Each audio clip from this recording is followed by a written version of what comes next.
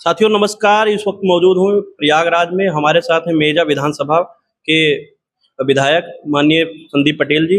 Sir से बात करेंगे। सर, आप ही के कुछ कदम पर ही सम्राट हर्षवर्धन जी का स्टैचू लगा हुआ था, उसको इस सरकार ने हटवाने का काम किया और कुंभ क्षेत्र से हटवा दिया। इसको लेकर आपके राष्ट्रीय अध्यक्ष जी ने बातें रखी, जिसमें कहा गया कि ये धरोहर को नष्ट करने का काम किया जा रहा है और धरोहर का छेड़छाड़ किया जा रहा है। क्या कहेंगे सर आप?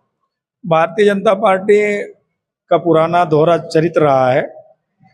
उन्होंने हमेशा प्रयास किया है कि इस देश के अंदर समाज को आगे ले जाने वाले, देश को आज़ाद कराने वाले या जिनका इस देश के प्रति योगदान रहा है, उनके इतिहास को निरंतर मिटाने का प्रयास कर रहे हैं।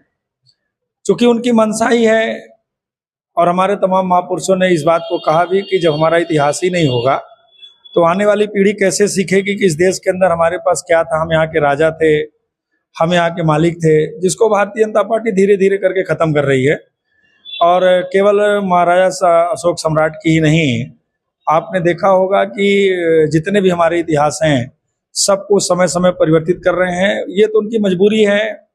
और माननीय अखिलेश यादव जी जो समाजवादी पार्टी के राष्ट्रीय अध्यक्ष, हम लोगों के नेता हैं, उन्होंने चूंकि समय से इस बात को भांप लिया कि भारतीय जनता पार्टी की नीयत अब बाबा साहब डॉक्टर अम्बेडकर के संविधान की तरफ है, तो उन्होंने चुनाव में हम लोगों को और पूरे देश की, प्रदेश की जनता को इस बात का एहसास कराया कि अगर हम आप नहीं जागेंगे तो ये संविधान को बदल डालेंगे। लेकिन उत्तर प्रदेश के तमाम सम्मानित मतदाता साथियों को, देवतुल्य जनता का धन्यवाद और आभार प्रकट करता हूँ कि माननीय अखिलेश जी के निवेदन को, उनके आग्रह को, उनके निर्णय को लोगों ने स्वीकार किया और उत्तर प्रदेश से भारतीय जनता पार्टी को रोकने का काम किया, जिसके कारण से आज भाजपा फिर संविधान की दुहाई देने लगी। नहीं तो भारतीय जनता पार्टी पूरी तरह संविधान को बदलना चाहती थी।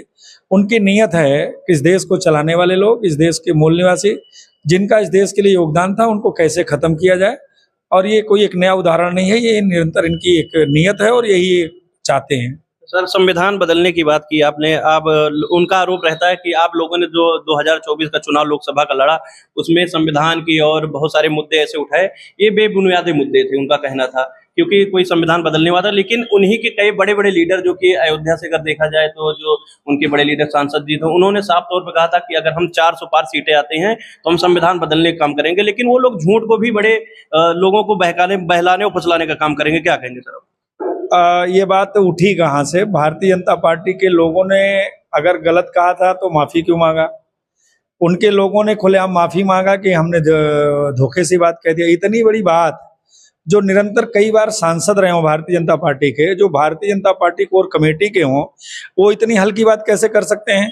दूसरा, अभी आपने देखा होगा ये बहुत सुनियोजित ढंग से काम करते हैं। अभी आपने देखा कि निरंतर जो अमेंडमेंट संविधान के अंदर हो रहा है, हम जिस धाराओं को जानते थे उन धाराओं का रूप बदलने के पीछे क्या कारण है?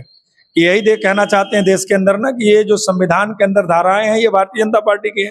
उसमें आपने परिवर्तन क्या किया? केवल आपने उसका एक नामांतरण कर दिया। ये भारतीय जनता पार्टी के लोगों की नीयत पूरी तरह से खराब है और वो चूंकि मौके पर पकड़ गए, उनकी पोल खुल गई, उनके बारे में देश और प्रदेश की जनता जान गई, तो अब उनके पास इसके अलावा रास्ता क्या है?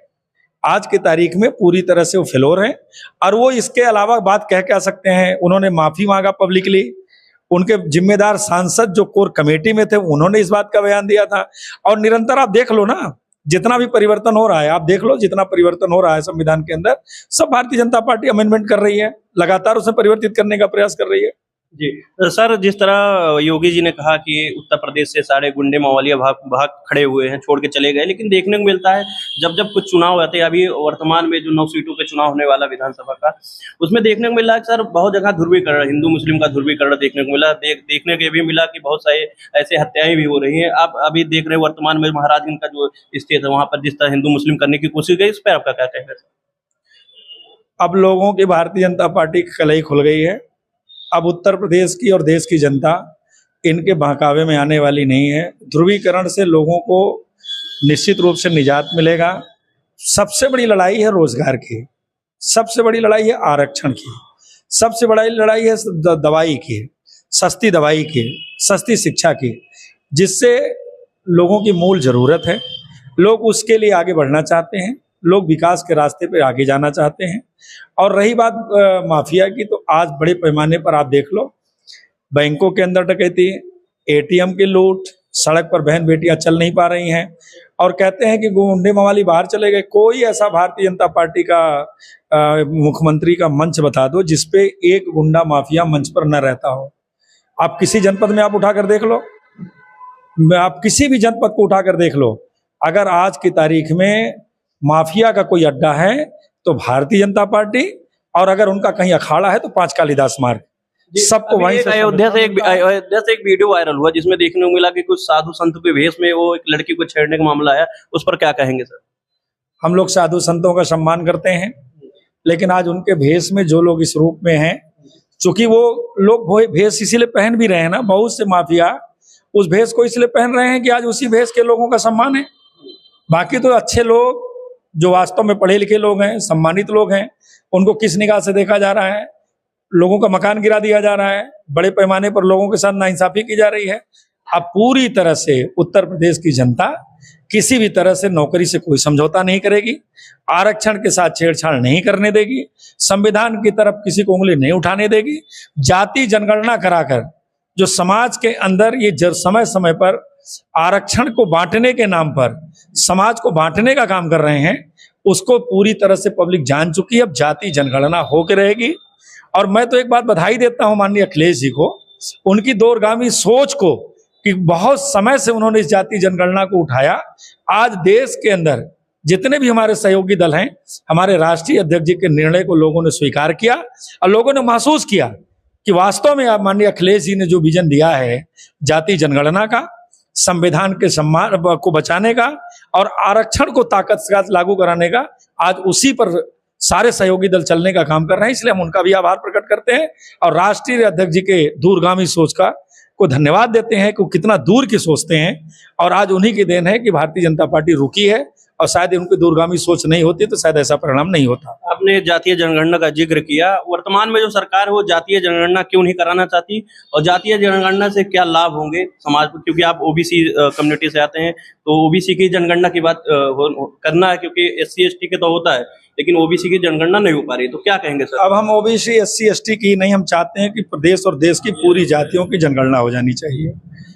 और जिस तरह से आरक्षण को तोड़ मोड़ करके कभी सरकार के सहारे, कभी न्यायालयों के सहारे, जिस तरह से इस आरक्षण के आधार पर समाज को लड़ाने का काम शुरू हो गया।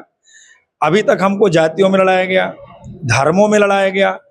समय समय पर ये जो डिवाइड एंड रूल का फार्मूला लगाते हैं, अगर जाति जनगणना हो जाएगी तो 100 का 100% इतना हो जाए उत्तर प्रदेश के अंदर जाति आधार पर कि जिसकी जितनी संख्या है उसके आधार पर उनका हक उनको दे दिया जाए, समाज के लोगों को सबको संतुष्टि मिले, सबको सम्मान मिले। इसलिए जाति जनगणना बहुत आवश्यक है। जातीय जनगणना से बहुत सारे लोगों का कहना है जातवाद बढ़ेगा, इस पर क्या कहना करेंगे आप? जातियां बनाई किसने है? आज जातियां किसने बनाई? मैं संदीप पटेल हूं, ये मुझको किसने बताया? इस देश के अंदर जातियों का स्थापना किसने की है? जो लोग कहते हैं जातिवाद बढ़ेगा, हम कहते हैं अगर जाति को खत्म करना चाहते हैं तो जो जाति को चलाने वाले लोग हैं वो ऐसी व्यवस्था लागू कर दें। पूरा देश तो उन्हीं को मानता है ना, उन्हीं के बनाए वो सिद्धांतों पर चलता है, उन्हीं के संस्कार पर चलता है। आखिरकार जब देश के अंदर बाबा साहब डॉक्टर अंबेडकर ने संविधान को लागू करने का प्रयास किया तो इस देश में झगड़ा हुआ कि हमारे पास एक संविधान है, दूसरे संविधान की जरूरत क्या है।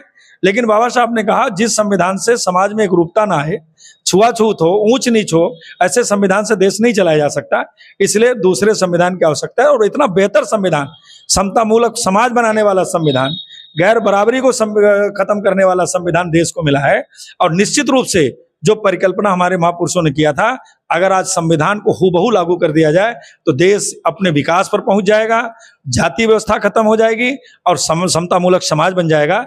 लेकिन जिन्होंने हजारों साल से समाज को बांटने का काम किया, वो नहीं चाहते कि संविधान लागू हो, वो नहीं चाहते जाति जनगणना हो, नहीं चाहते कि समाज के अंदर छुआछूत हो, गैर बराबरी खत्म हो। सर, अभी उपचुनाव है और फूलपुर से आपके कैंडिडेट लड़ रहे हैं, क्या मतलब किस तरह की तैयारी है और क्या संदेश देंगे फूलपुर की जनता को? फूलपुर के लोगों ने निर्णय ले लिया है, चूंकि यह चुनाव 27 के परिवर्तन का चुनाव है, माननीय अखिलेश यादव को उत्तर प्रदेश में मुख्यमंत्री बनाने का चुनाव है। चूंकि विधायक हमारा साधन होता है, साध्य तो हमारा सरकार है। और जिस तरह से लगातार कई वर्षों में जो डबल इंजन की सरकार है, उसने वादा तो किया विकास का, वादा किया हमारे सम्मान का, लेकिन विकास नहीं किया, बल्कि विकास का रास्ता बंद कर दिया। उन्होंने सभी सरकारी संसाधनों को खत्म कर दिया। आज नौकरी की वो लाले पड़े हुए हैं, क्योंकि हमारे जो बढ़ने का रास्ता था, हम आज याद करते हैं श्रद्धेय नेताजी को, कि श्रद्धेय नेताजी जब आरक्षण लागू हो रहा था तो उन्होंने कहा कि जब हमारा नौजवान पढ़ेगा ही नहीं तो नौकरी कहाँ पाएगा, और उन्होंने शिक्षण संस्थानों में भी आरक्षण को लागू कर दिया। लेकिन आज भारतीय जनता पार्टी नौकरी में आरक्षण नहीं देना चाहती, हमको किसी न किसी तरह से विकास के रास्ते से भटकाना चाहती है। फूलपुर के लोगों ने पूरी तरह से मन बना लिया है कि हम समाजवादी पार्टी के प्रत्याशी आदरणीय मुस्तफा सिद्दीकी जी को चुनाव जिता करके आदरणीय अखिलेश यादव जी के हाथों को मजबूत करेंगे, और आने वाले समय में आने वाली पीढ़ी का भविष्य बेहतर करने के लिए जाति धर्म से हट करके जरूरत के आधार पर प्रदेश के विकास के लिए, रोजगार के लिए, महंगाई को खत्म करने के लिए हम मुस्तफा सिद्दीकी को जिताएंगे। और मैं आप निवेदन भी करूंगा फूलपुर के साथियों से कि मौका मिला है उत्तर प्रदेश की सरकार को जवाब देने का, मौका मिला है कि जो इन्होंने धोखा दिया लगातार कई सालों से उनको जवाब देने का, और इससे अच्छा मौका नहीं मिलेगा। इसलिए आने वाले 13 तारीख को साइकिल के बटन दबा करके लोग मुस्तफा जी को जिताएं और माननीय अखिलेश जी के हाथों को मजबूत करें। बहुत बहुत धन्यवाद।